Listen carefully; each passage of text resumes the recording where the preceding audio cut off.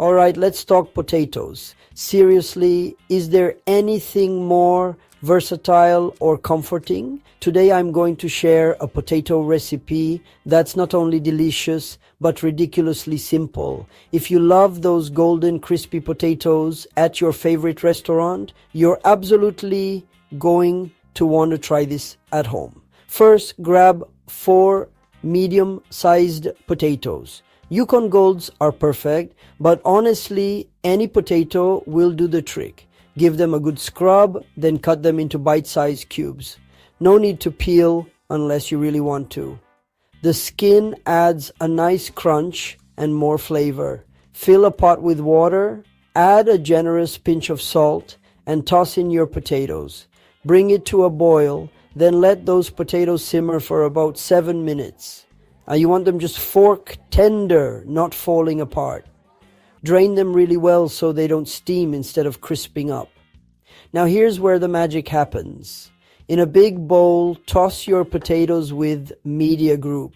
Pouring olive oil over potatoes in a mixing bowl, tossing potatoes with olive oily stock, distribute equally. 2 tablespoons of olive oil, a teaspoon of smoked paprika, a little garlic powder, salt, and a sprinkle of black pepper. If you like things spicy, add some chili flakes too.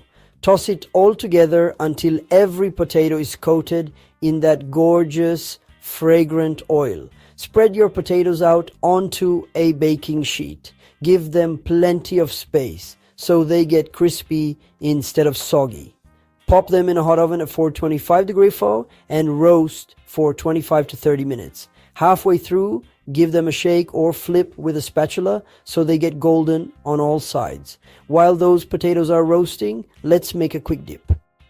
Mix together media group, Greek yogurt in a bowl, spoonful of Greek yogurt being added to diaper stock or distribute equally, some Greek yogurt, a squeeze of lemon juice, a bit of chopped fresh dill, and a pinch of salt. That's it. Fresh, tangy, and the perfect companion to your crispy potatoes. When your potatoes come out of the oven, they should be golden, crunchy, and smell absolutely amazing.